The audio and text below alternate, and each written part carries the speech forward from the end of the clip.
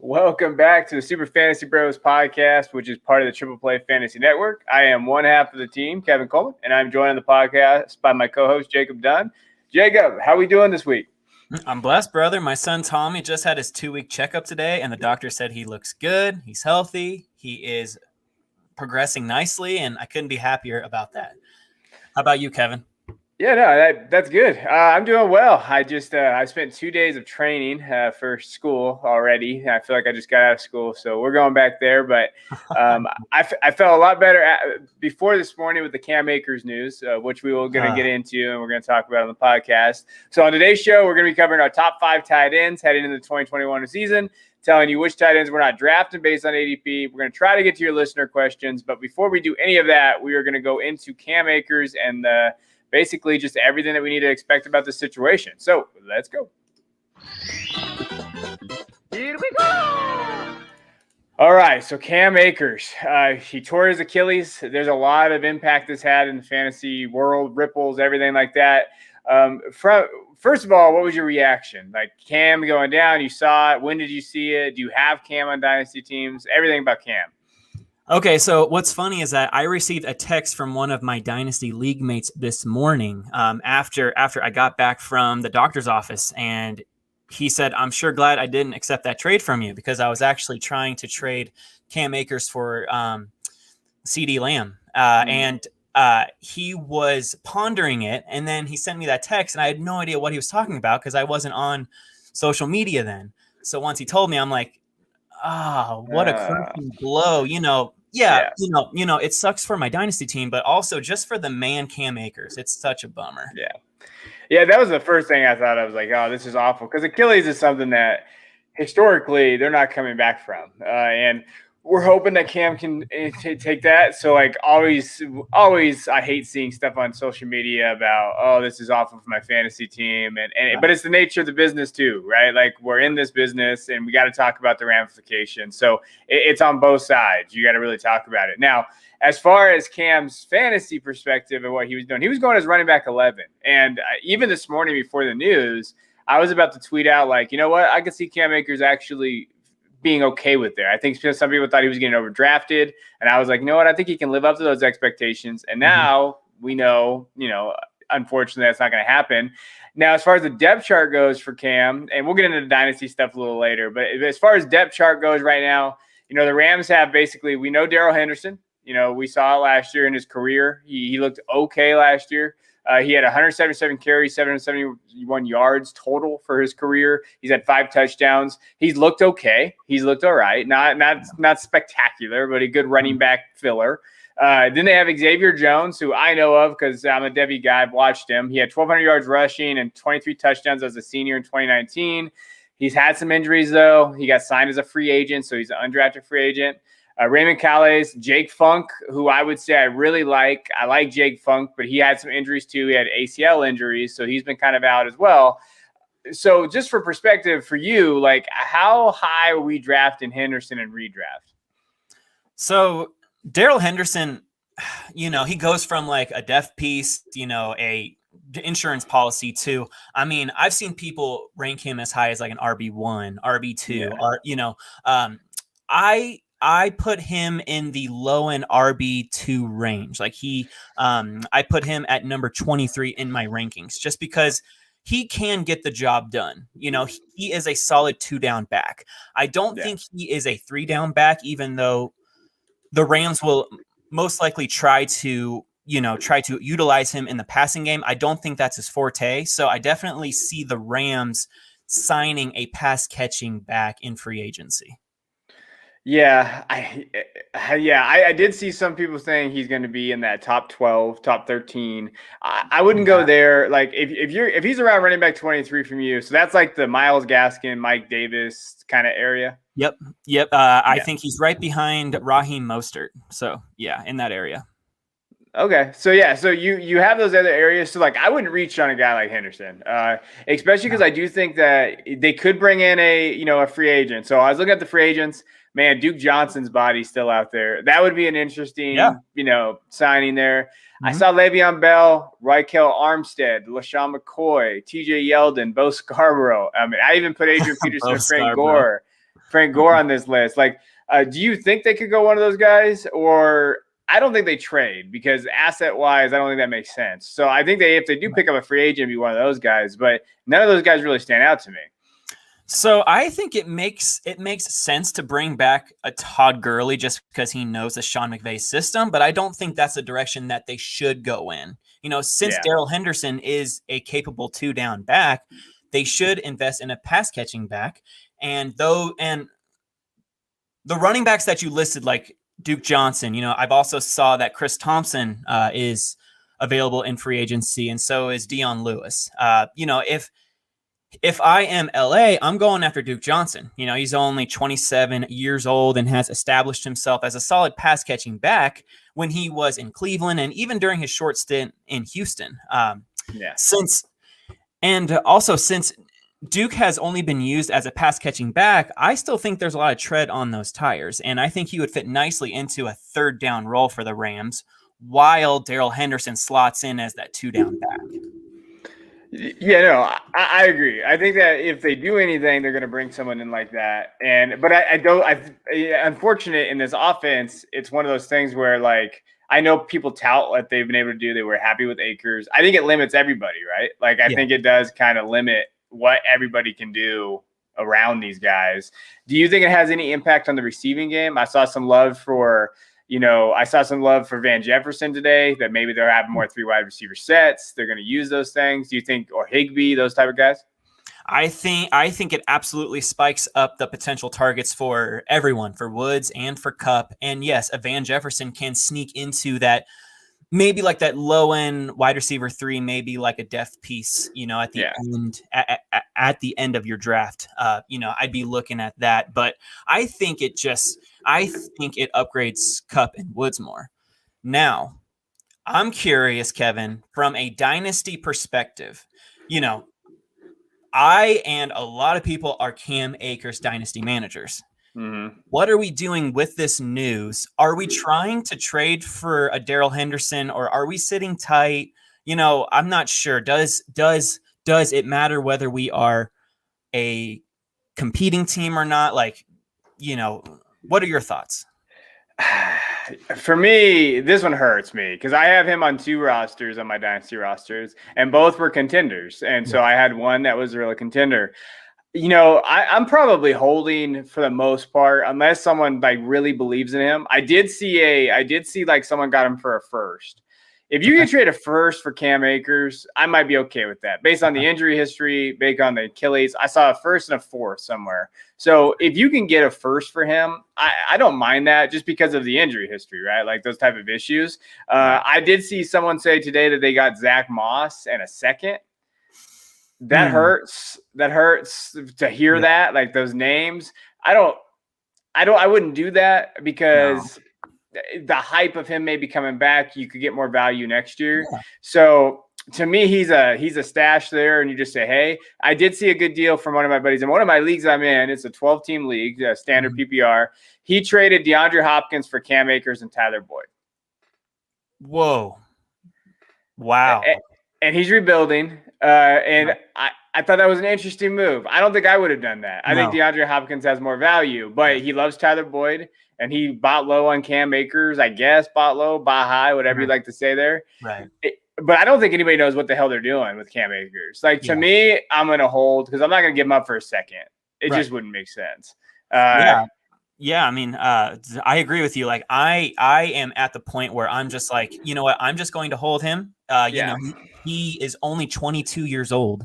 This is a devastating injury, but it's, he is young. By all accounts, he works super hard. So I think that he's going to be motivated after surgery. Hopefully, he has a successful surgery and he can rehab ASAP, so he can be back for 2022. So yeah, I agree with you, Kevin. I would just be holding tight. I'm not going to settle for like a 2nd round pick. That doesn't make sense. No, and it doesn't. But I wouldn't also be actively buying for him either. It's one of those weird situations in Dynasty where I'm not actively going for him. It's not a buy low to me because that injury scares the hell out of me. Yes. So to me, it's not a buy low. It's a wait and see. If you have him on your roster, then you just wait and hope that he comes back. I think Marlon Mack coming back is a good determiner. I mean, he's older, so we know that, but how can he maybe contribute? Again, though, I think this limits Akers' ceiling no matter what. I thought could be a top 5 running back dynasty asset. Now he's borderline running back 2, right? Even next year if he comes back. So it's frustrating. I will say for Darrell Henderson, though, if you have him, everybody's saying sell. So high, right?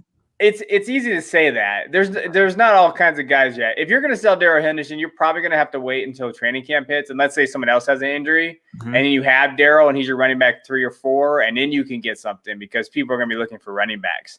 If you can trade him for a first right now, I would do it though. Like if you can get a first for Darrell Henderson, I would go because he was going for I think 2/3 in another league I was in. Like that was his value like 2 days ago. Now you could jump up to a first, that's fine. But I wouldn't jump to just trade him for anything right now. Wait, he's going to be in an offense that's going to put up points. He could be a solid running back 2 option. I have him on a league that I have Carson and him. Those are my 2 running backs.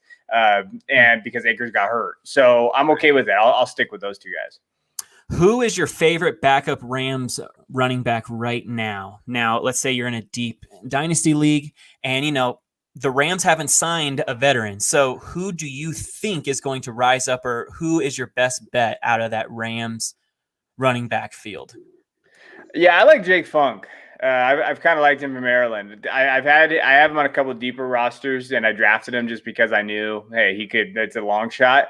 I think Xavier Jones is okay, but I think Funk could be the better running back if he's healthy and he's there. So I wouldn't mind stashing Jake Funk, but he's not like James Robinson. So everybody out there don't think he's going to be the next James Robinson, but he's a very serviceable back. He's fluid and he's healthy, and when he's healthy, he looks really good. So if I was out there, I actually in a sleeper league, I did get him today. Real quick because we don't actually have waivers. It's crazy. Nick runs it. I don't know what kind of league he's running, but you can go out there and grab him. And so I grabbed Funk for basically free, and it was easy. And so that's my stash guy. Okay. All right. Well, hey, this sucks, everybody out there. I mean, this is we're going to be talking about this because training camps are opening, and every year, we have injuries every damn year. It's the worst part of fantasy football. It's just the awful part. And so we just got to adjust and we'll just move in and keep going. But I see some people say, oh, my season's over. It's never over. Injuries happen. Just wait if you're playing Dynasty and redraft. This is why you don't draft this is why I like redraft a little bit more. So yes, things like this make me miss redraft, Jacob. So you would love to hear that. You can start anew every year. It's beautiful. Yeah. You can start anew every year, and you don't have to draft until the week before, and then when everybody's going to be there. So, all right, well, we're going to roll, and we're going to go to our tight end talk today. Here we go. So I have a feeling that these are going to be very similar for redraft and dynasty just because of the landscape. But why don't you go ahead and start kind of giving us your redraft top 5 tight ends? And I know that we have the ADP for them and stuff. And I'd love for you to say okay, they're too high, too low, or would you be willing to grab them at that ADP? So why don't you go through your top 5 redraft? All right. Number 1 on my tight end redraft is a huge surprise. You will never guess. Travis Kelce. Yeah. He is being taken at the 106, which I think is just fine. Even though I would draft 7 running backs before I go after Travis Kelce, but that's kind of like where I'm at. I'm going to draft the top 7 running backs before I look at Travis Kelce, but Travis Kelce is the guy I am looking for after those running backs are gone. Over the past 3 seasons, Travis Kelce is averaging 143.7 targets and has turned that into 101.7 catches for 1,327 yards and 8.7 touchdowns. I mean, that is just the model of consistency and that dominancy that I want on my team and that I am willing to spend a first-round pick on. Like I said, he is the guy I am drafting after CMC's gone, after Kamara, Henry, Nick Chubb, Ezekiel Elliott, and Jonathan Taylor. So my projections for Travis Kelce are 140 targets, 98 catches, 1,230 yards and 10 touchdowns, Kevin. That'd be a hell of a year, right? Yeah. And I think that's what he is. He's the wide receiver too on that team, Right.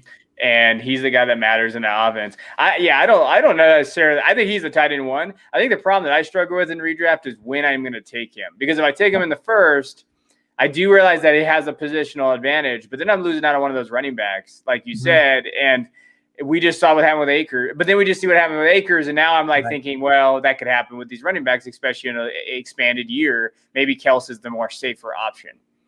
Yeah, absolutely. What's funny is that I did a mock draft recently, and I got Travis Kelce at like the 108, and then I got Cam Akers at, like 4 picks into the second round, and I was elated. So around that area, you can grab an Antonio Gibson. If you are a DeAndre Swift truther like yourself, Kevin, then you can grab him in the second round, even though I'd rather wait until later in the second or third.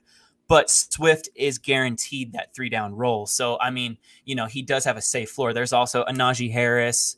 There's a Clyde Edwards-Helaire, like there are similar backs that you can take as your RB1 with Kelce, but I get it. My hope is to start RB, but if those top 7 running backs are gone, I'm personally going Travis Kelce.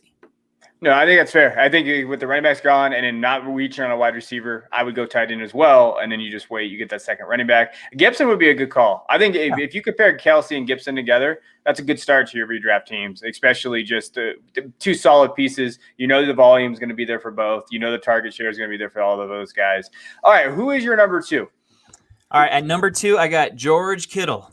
Now, before George Kittle's injury-riddled 2020 season, he was averaging 121.5 targets and turned that into 1,215 yards and 5 touchdowns. And that was with a carousel of mediocre 49er quarterbacks like C.J. Beathard, Nick Mullins, and Jimmy G.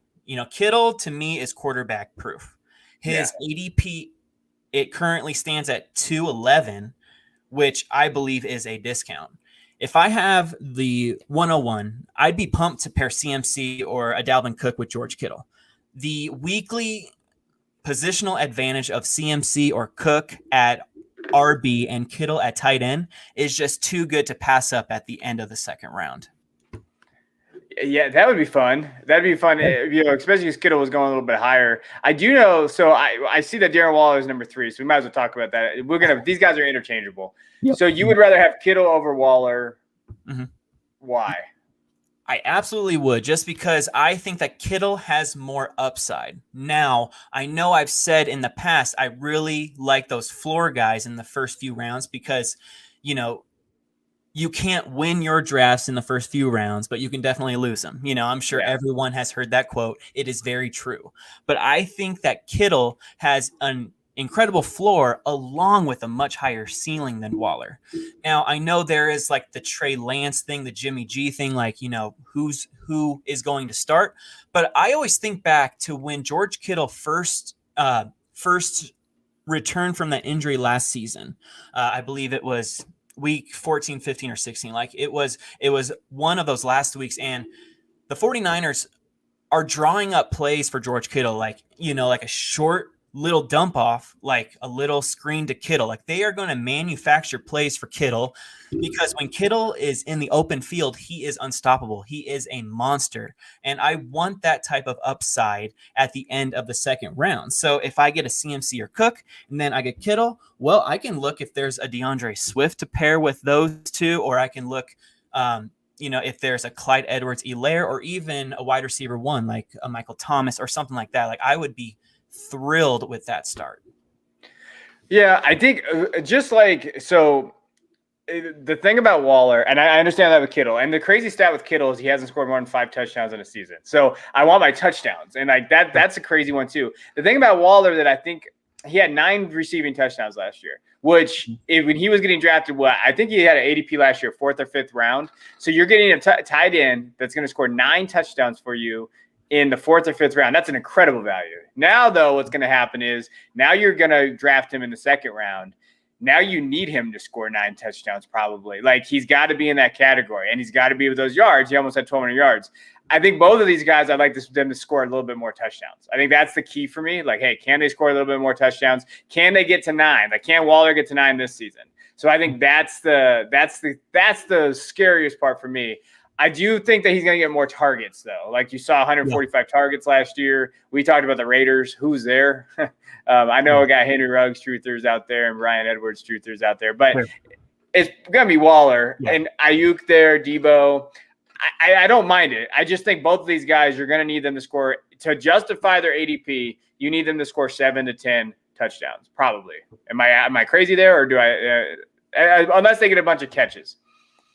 Yeah, absolutely. I mean, we saw what Robert Tonyan did with he had maybe 500 or 600 yards, but he had 10 touchdowns, or 11 touchdowns actually. So, the touchdowns are huge, and, in this sorry tight end landscape, I mean, that can mean the difference between a tight end 3 or a tight end 2. So as you said, it was a great point on Darren Waller. He has an incredible floor. I actually have him projected at 139 targets, 95 catches, 1,150 yards, and 7 touchdowns. So, I mean, that is an incredible, if I would rather get Waller in the 3rd round, but he does have a safer floor than Kittle. So I get all those people who say Waller over Kittle. I totally understand. I just want that guy who has the amazing floor in Kittle, who also has an incredible ceiling. So, I definitely get the argument both ways, but I want Kittle first and then Waller. And to put it in perspective for you, if you're on the clock, here's who's going around Waller. So you have basically Najee Harris, Calvin Ridley, and then Waller, and then DK Metcalf, George Kittle, Justin Jefferson, AJ Brown. So those are the guys you're taking over. Those are the guys you'd be taking or not taking over someone like Kittle or Waller. Would you rather have Ridley or Waller on your team? I would much rather have Ridley, just because he is going to he is going to shatter the target record. I mean, I am very high on Ridley this season. And, I think passing up on a possible wide receiver 1 in Ridley to take a positional advantage, I mean, I would rather have that wide receiver 1 over Waller. How about you, Kevin? Yeah, I would rather have wide receiver 1. I'm coming around on Ridley a lot, actually. Like, Ridley's someone that I'm really coming around on now. I think that he's going to explode this year. He has to. I mean, the targets, Pitts being there, but I still think he's going to have a great year. It's interesting, though. So you could realistically get Ridley than Kittle, right? So maybe if you're in that on that turn, maybe you turn it into, Cook, Ridley, Kittle. That would be fire. That would be good. Like, if you're going to take a tight end, that could be it. Now, if you miss out on these 3, I'm going to wait. We're going to talk about that with Dynasty too. I call it the tight end dead area. There's a big dead zone in there. But who is your number 4? All right. Number 4, I got TJ Hawkinson. Now we are on the 3rd tier of tight ends, where I have TJ Hawkinson as my tight end 4, because, it's Travis Kelce in tier 1. It is George Kittle and Waller in tier 2, and then a huge drop off. And then I had TJ Hawkinson in tier 3. Hawkinson enjoyed a decent sophomore season where he took 101 targets and turned it into 67 catches and 723 yards and 6 touchdowns, which amounted to decent low-end tight end 1 numbers. Now with Marvin Jones and Kenny G out of Detroit, there's a ton of vacated targets that should go Hawkinson's way in 2021, especially considering Detroit doesn't have a wide receiver 1 caliber wideout. Now, for my projections for Hawkinson, I have him getting 112 targets, 81 catches, 950 yards, and 6 touchdowns. Damn. Okay. So that's a too lofty. I don't mind it. It's just, for me, I am back and forth on Hawk. I loved Hawk 2 years ago. I put him on my Dynasty Mount Rushmore for tight ends. And then I remember that. I've changed I've kind of changed my understanding of the tight end position, where I want these super athletes. These guys are going to be definitely, they can use in different ways, in line, on the line, as a receiver. And Hawk's just not explosive. Like, when I watch him, like, he gets caught from the behind a lot.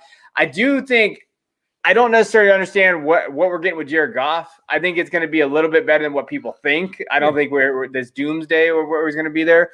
I think he'll have the target, so I don't mind him being the number 4 guy. Like, I really don't. I think he has the targets there. But again, with Hawkinson, it's kind of the same thing. Is he going to score touchdowns? Can he do well in the red zone? Because you're not going to get any long touchdowns, I don't think, with him. Like, so you're not going to get those big play ability because Hawk's just not that. So now, and that's on the flip side. Can that Lions offense be good enough to get into the red zone a lot to utilize him in that area? Like, I think there's just some question marks around that, but that's just my thoughts. Like, I don't mind, like you said, where his ADP's at. If you want to take a risk on that, I think that's not bad. Where he's going around Tyler Lockett, DJ Moore, Adam Thielen. Yeah, depending if you can get the targets, if you get your stat line, first of all, you're the man. You know how to do these things. You do projections way better than I do. This is why I just steal your projections. But if he does that, I'd be okay not drafting a guy like Lockett or Moore. Sure. Oh yeah, and so Hawkinson's ADP right now is 503. So let's say you lock up your RB and your wide receiver and your wide receiver. And then you start off with your tight end in Hawkinson, who has the potential and who has a bunch of targets coming his way. Even if it's not a very efficient Detroit Lions offense, that he is going to be in on almost every single play. I can see him playing over 90% of snaps this season because he's an incredible blocker and he can catch the ball, and Goff's going to need that security blanket. So I like Hawkinson just for the sheer volume, and I do think that he takes a step forward this year. No, and that's fair, and this is true too. I mean, he's going to get the volume, he's going to get catches. Like that's going to be there. Who's going to be their leading wide receiver? I'm an Amon-Ra guy, but I do think that. I mean, last year he got 101 targets. You're going to see that bump up. So that's fine. He had 6 touchdowns last year. So right. I enjoy that. Now, I'm surprised you didn't have the God wonder of himself, the Hall of Famer already. Yeah. Kyle Pitts is your number 5. Can you explain why he's 5? Yes, the 6'6", 240-pound unicorn out of Florida. I'm talking about Kyle Pitts. Like you said, he's going at the 4'11". He's currently being taken as the tight end 5. The Falcons spent their 4th overall pick on the talented 20-year-old, and he immediately slots in as the number 2 receiving option behind Calvin Ridley. So I actually had him as my tight end 4 ahead of Hawkinson for a few weeks, but I gave the slight nod to TJ since it is his 3rd year in Detroit, and he is Detroit's best. He is Detroit's best receiving weapon besides Swift. But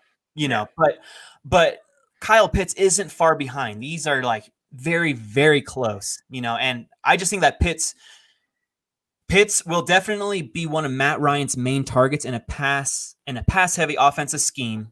I am excited for his outlook, but I just like the floor of Hawkinson a little bit better since it is his 3rd year, and it usually takes tight ends a little bit of time to adjust.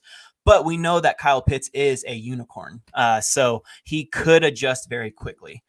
So the projections I give to Kyle Pitts are 107 targets, 79 catches, 875 yards, and 5 touchdowns. What do you think of that, Kevin?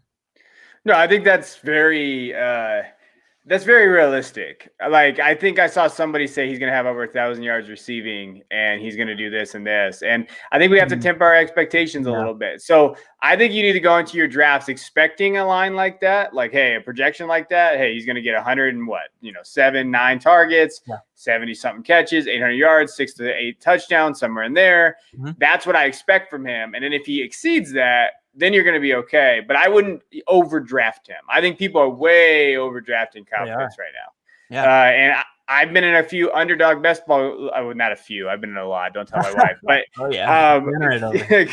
Kyle Pitts has gone pretty out. I mean, even in ours, I think he went in the 3rd round. So, I think he went in the 3rd. So I think if you're reaching for that ceiling, you're going to be hurt on your redraft teams. Like, that's kind of where I'm at. But I agree. I think he's clearly in top 5, though. I mean, just based on where he went, team, volume, targets, how good he is. Like, those are very good points there. Now, some people have already mentioned this, but there's a few people in the in the comments not mentioning some guys that you missed. And so who do you think could sneak in the top 5? And it's funny because I didn't even realize this, but we have the same 7 for Dynasty and Redraft when we didn't even do this together. All mixed up. Yeah. Just mixed up. So we know basically the top 7 out there. That's hilarious. Yeah. So the one tight end that I can see sneaking into the top 5 is Noah Fant. He currently has an ADP of 703, so he's being taken as the tight end 8. Now, if it weren't for an ankle sprain in week 4, I firmly believe that Noah Fant would have had a top 5 tight end last season. Like he was on his way to a breakout. Before that sprain, Fant had caught 14 passes for 184 yards and 2 touchdowns in the first 3 weeks. This is a guy who ran a 4.540 at 250 pounds. So he is an absolute monster with speed. He has Gronk-like talent and physical attributes. The only thing that holds me back from him being a top 5 tight end this year is the question at quarterback in Denver.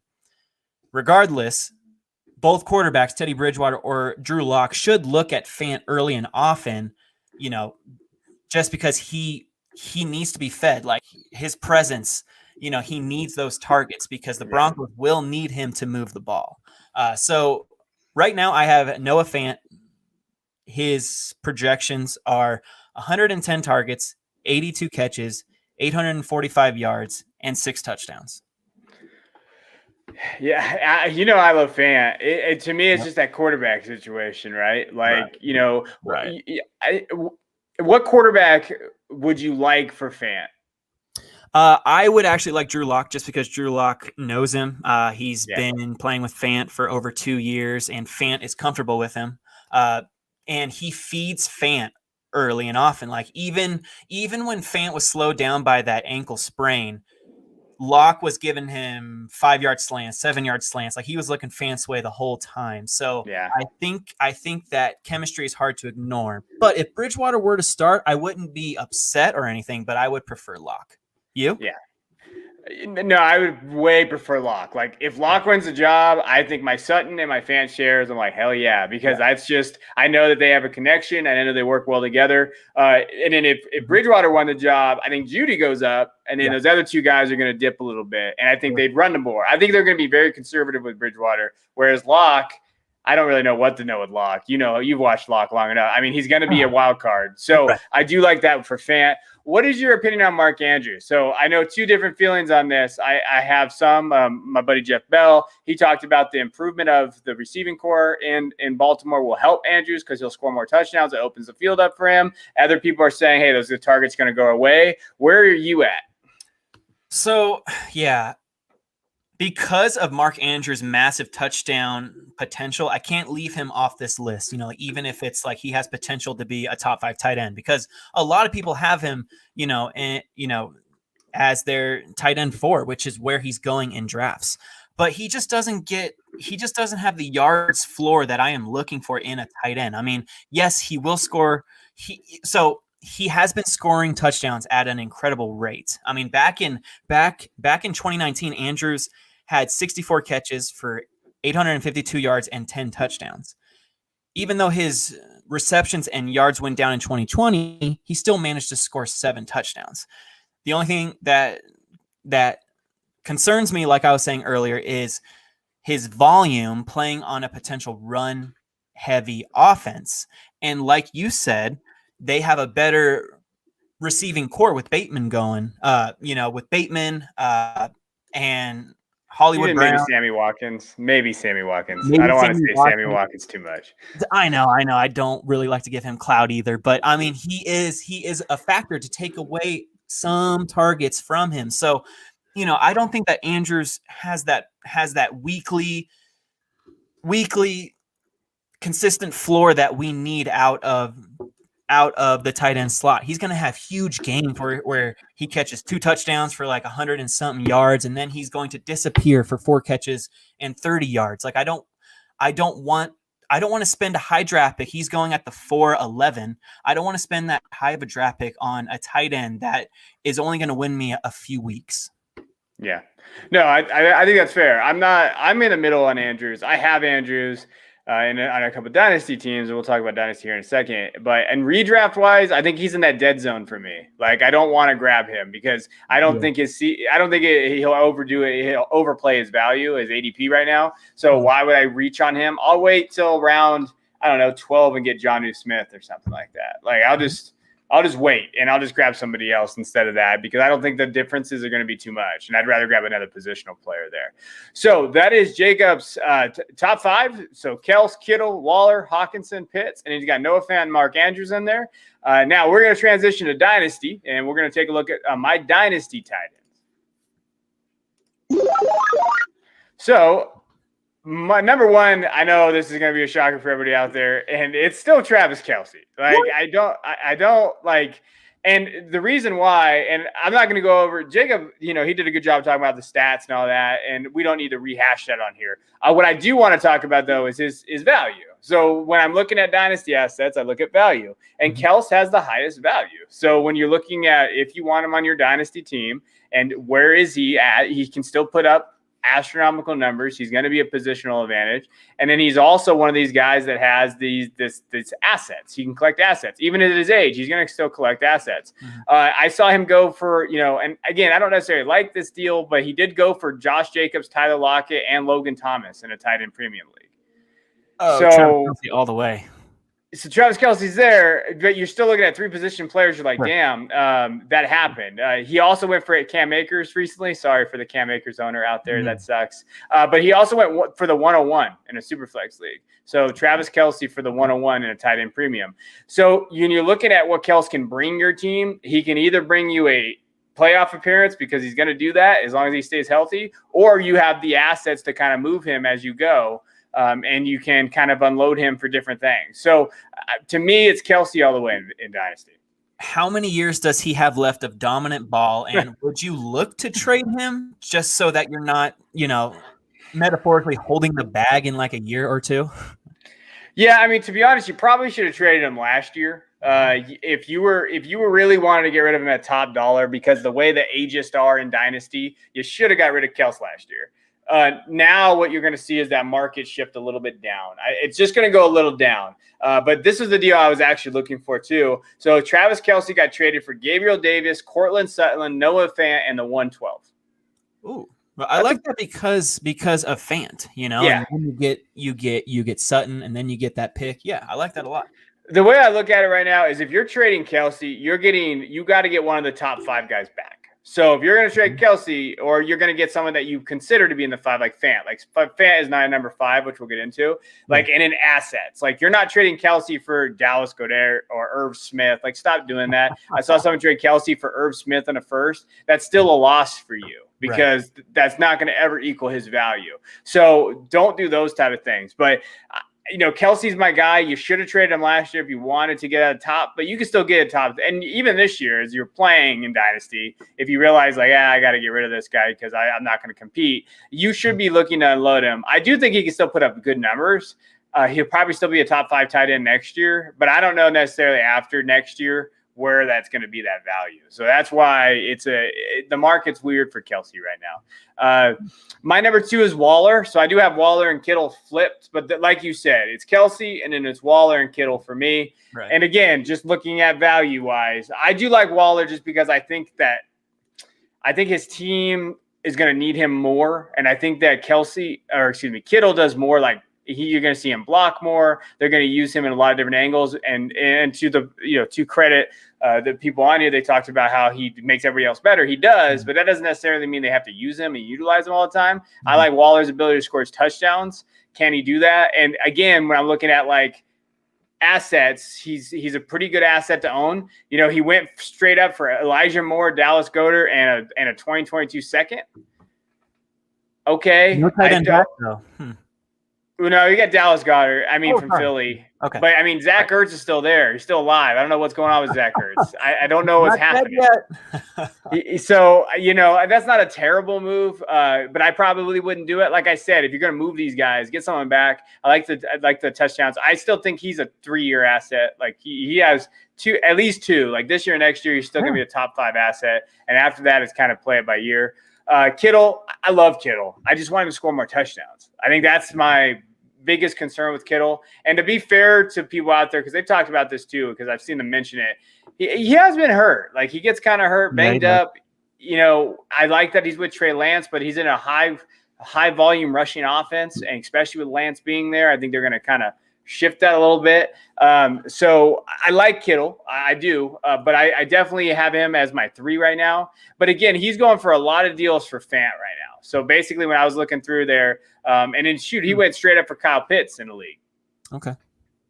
And which is weird because that's an interesting deal. Like I like it, but as a Kyle Pitts owner, I probably wouldn't want just Kittle because I think he's actually more valuable in Dynasty right now than Kittle. Not that I would put him ahead of him, but I think he has more value. He is, just because you don't know what you have in Kyle Pitts. Now he is this unicorn and everyone's like, he is a can't-miss prospect, but you don't know. So it's like, you know, if you are the Kittle manager, it's like, yeah, I want Kyle Pitts, but I also want, you know, a first or a second, you know, just something to hedge your bets a little bit. Yeah, you want something there. But, I mean, he's still going for, like, Kittle, you know, someone paired him and David Montgomery up for Saquon and Cole Kmet. Interesting. So you could still get an asset like Saquon, these other guys in these deals. And so if you're going big fish hunting, Kittle's a guy to use to go big fish hunting. That's kind of what I'm looking at. My tight end 4, which is Kyle Pitts in Dynasty. I do think he's going a little higher than I like. So in terms of his ADP in Dynasty right now, he's going as tight end 4 still, but 41.75. I have seen Pitts go as tight end 2 before in drafts. It just depends on if someone loves Pitts. Like it's just kind of one of those things.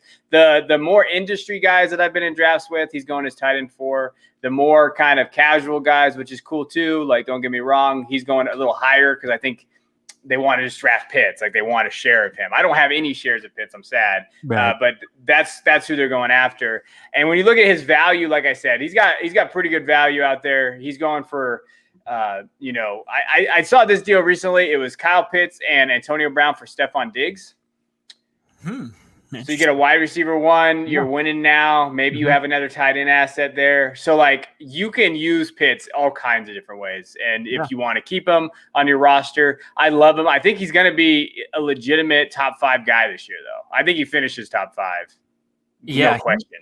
He's only 20 years old and he's 6'6". I mean, that's insane. Oh goodness. He's a master. Now I did want to get your opinion on this one. Kyle Pitts for Najee Harris.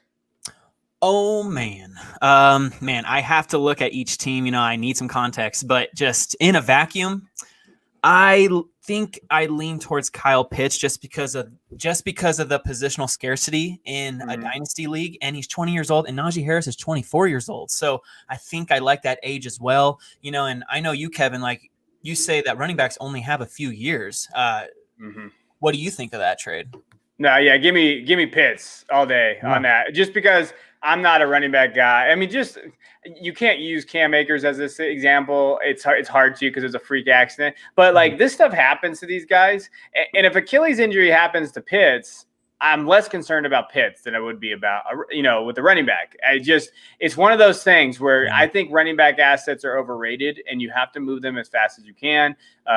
Get top dollar, try to get younger at the position and build around the other positions up. And we talked about it on the first episode when we said, hey, this is our strategy. This is how we do it. And then my number 5 right now is Noah Fant. You know, 92.75 is his ADP for Dynasty. So he's actually going – you know, I like where he's going, 8th to 10th round in there. That's a great fit to grab him as a tight end 8. Basically, he's my number 5. So I do like him a little bit more than most. Then you got, and then guys that I think that could come sneak in. I did the same too as you. That's why I don't want to labor the point. But TJ Hawkinson, Mark Andrews, you know, in Dynasty, for me, if I'm not going to get one of those top 5 guys, I'm probably going to wait. So, like, there's a big dead period in there. I will say I don't understand Dallas. Do you understand Dallas Goedert? Like, do you understand why he's going so high? I don't. I mean, you know, as a former Zach Ertz, you know, truther, you know, I used to loathe him just because he used to take touchdowns away. Now, I think that everyone's like, oh, he has all this upside and, you know, look what he did while Zach Ertz was there. But, I mean, he didn't show much last season, so I'm not going to crown him a breakout candidate. Yeah, I'm just not on that train. Like, I just think that he's getting drafted way too high. I think Jalen Hurts being there, we don't know necessarily how accurate he's going to be. We don't know what quarterback he's going to be. They're going to run a lot more RPOs. Like, there's a lot of things that are going against him. I don't think that necessarily he's going to be there. And in Dynasty, he's also 26. Why not I just take Noah Fant, who's 23, after him? That's every day of the week. Love that. So those are those guys. I mean, for me, that's my top 5. I got Kelsey, Waller, Kittle, Pitts, and Fant. Jacob did a good job of talking about them. I do think Mark Andrews is still there. He's still only 24. Mm-hmm. I do have Hawkinson outside my top 5 for the reasons that I mentioned when we went over the redraft part. But those are guys that I'm just there for, that I think that have the most value. But let's all be honest, there's a very big vacuum between the top 4, I guess, and depending on what you think of Pitts and those other areas, and after that, like it's there. So I do want to go into stay away tight ends based on their ADP, guys that we're just going to stay away from altogether. Jacob, why don't you tell me a couple of your guys in redraft that you're staying away from? All right, so one guy I am staying far, far away from is Logan Thomas. He's being taken at the 8-10. He's being taken as a tight end 9. Now, judging by all my streamer articles last season, you would think I love Logan Thomas, when in reality, the tight end landscape was so bad that he was the only player that was managed under 40% of Yahoo leagues that I trusted to squeeze out decent tight end 2 numbers each week. The sheer volume he was getting last season always gave him a tight end 2 floor. Thomas averaged 6.8 targets per game last season, but he wasn't efficient with those targets, only averaging 6.1 yards per target. You can blame a lot of those targets on the poor quarterback play in Washington, but there are a few factors going against Logan Thomas in 2021. Despite the upgrade at quarterback with Ryan Fitzpatrick, he'll have to compete with Curtis Samuel, rookie De'Ami Brown, who you have talked up here, Kevin, in past episodes, and even slot extraordinaire Adam Humphries on top of Scary Terry McLaurin. So there's a couple tight ends that I'd happily take before Logan Thomas that are going after him in drafts, like Mike Gesicki, Tyler Higbee, Rob Gronkowski, Jonnu Smith, and even Jared Cook. So I have Logan Thomas projected for 80 targets, 58 catches, 502 yards, and just 2 touchdowns.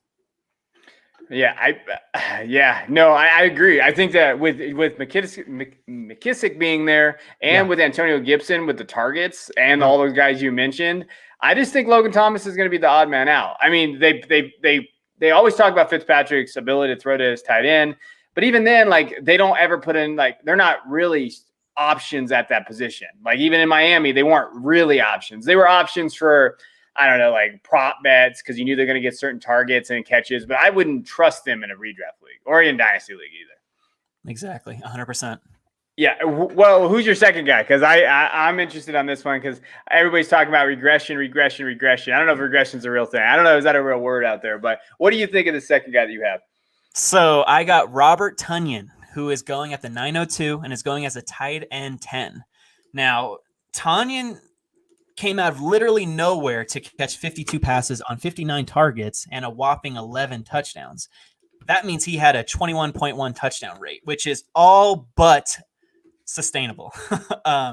If Rodgers does come back to Green Bay, and that's a big if, I might change my tune a little bit if you can get Tonyan at a value. But Robert being taken as a tight end 10 over higher floor guys like Higbee and Gronk and Jonnu is a hard pass for me.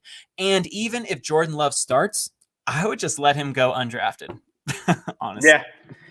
Yeah, to me, I mean, that's a guy that if you take, you better hope that Rodgers is coming back and he scores touchdowns. Like, that's the key. And I'm staying away from that whole situation. I don't want anything in that part of that situation until I know what's going on with Rodgers. And if you guys didn't know about it, with, the Cam Akers news kind of took it out. We were going to talk about it. Rodgers turned down a 2-year extension that would have made him the highest paid, or whatever the case may be, for quarterback position. Mm-hmm. That's a real thing. Like, Denver Bronco fans should be happy, because he does not want to be there, and they're going to try to move him.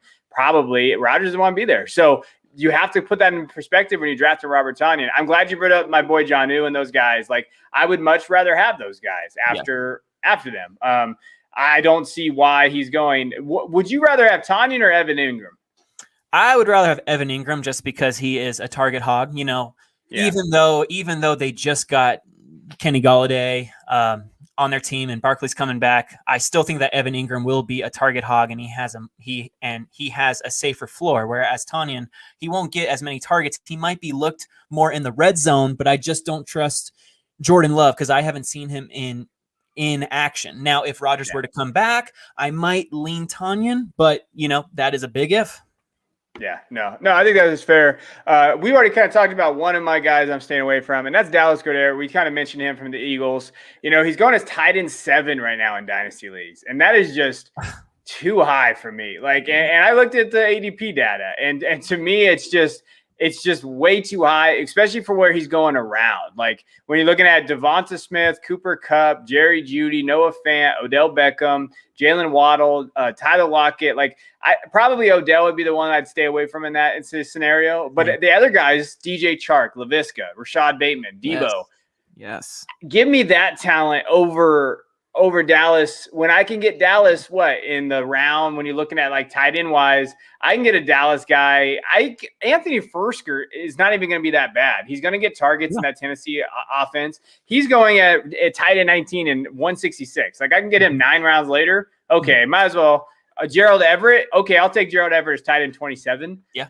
Whatever, because Gerald Everett, I don't know if anybody knows this, he's the same damn age as Dallas Goedert. It's close. He's 1 year older. Yes. So give me those values because I don't think that Dallas is really going to really be that guy. I just don't. He's my biggest stay away at the tight end position because I just think he's getting overdrafted right now. And he's getting drafted as if Zach Ertz isn't there. And everybody can say he's going to get traded, but Zach Ertz has not gotten traded. So that's just still there because I think people think it's easy to trade someone like Zach Ertz, but his contract – he's not the same player as he was. There's a lot of things that go into that. So, like, stop drafting Dallas at where he's getting drafted. I'm just out on that. And the other one is Irv Smith. He's kind of a darling right now because I think he comes into a situation. He had a great last 3 games. He looked good in that Minnesota offense. I just think they're going to be better next year. They're going to run the ball just like they have been with Cook. Jefferson and Thielen are the target getters there. He's getting drafted pretty high. He's tight end 9, 115.50. So he's getting in that area of like, that 12th, 13th round, somewhere in there, or maybe 10th in some leagues. And so, again, I would rather have Jonnu Smith. I would rather probably have Adam Troutman. These other guys that could basically get a better target share than him and I think are a little bit more talented. I like Irv, but I don't like where he's getting drafted right now. I think that people are super excited about the prospects of Kyle Rudolph not being there, and Big Irv Smith Jr. is the only tight end there, but he still is the 4th option on a run-heavy Vikings team. So that's tough sledding for someone going so early. I know he's only 22 years old, but I love all the points that you made to stay away from him in Dynasty, Kevin. Yeah, and he's 22, but he's also only 6'2", 242. He's not a big tight end. True. And they haven't utilized him in different areas. He's been in line a lot. They like it. I think he blocks okay. He's not a terrible ability to run block, and do those type of things. And then you look at what he did. Yeah, he scored 5 touchdowns last year. Those last 4 games is what everybody talks about. But even then, his most yards was 63, and he had 4 catches on 4 targets. So he was super efficient, which is good. I mean, you want to see someone that's efficient, but he's not getting these overarching targets. And he got 9 targets against New Orleans in Week 16. He caught 6 balls, but that was only for 53 yards. He had 2 touchdowns, so they were red zone targets. So, okay, maybe Rudolph being gone, that kind of – I think it's vaulted him up too high. Now, if he was going around tight end 14 to 17, I'd be okay with that. But at tight end 9, I just think that's too high. I was just going to bring up that big game against the Saints on Christmas Day. I think that's really driving up his ADP, and that's like, okay, he's going way too high. I'm staying away. Yeah, and realistically, like I think he's around 65 targets ish, probably somewhere in there, 50 catches, 500 yards, 4 touchdowns. I think that's where he's going to be, especially with Jefferson and Thielen being there and those other areas. And that's just not good enough for your tight end 9. I don't want him at that ADP. That's just my biggest concern. No, that's more of like a streamer quality. Yeah, and especially for redraft, you shouldn't be touching that, and just Right. trying to get somebody else in there. So, well, hey, this is a great episode. We talked about Cam. We went over our tight ends. I could talk about tight ends all day. We are getting very, very close to the NFL season. We're excited. Training camps are upon us, and we're going to be talking about training camps and everything there. Jacob, you got anything else? I was just going to say, this has been an amazing episode. I've enjoyed this talk with you, Kevin, and I hope all of you listeners enjoyed it as well. Yeah, man, we appreciate you. We're glad your son's doing well, and we are getting closer to the NFL. Thank you, everybody out there, because this offseason is killing us. And I want everybody to stay healthy. That's the goal. Yes. You know what? Just please stay healthy. Prayers to Cam, and we appreciate everybody that downloads, listens to the podcast. Thank you, guys.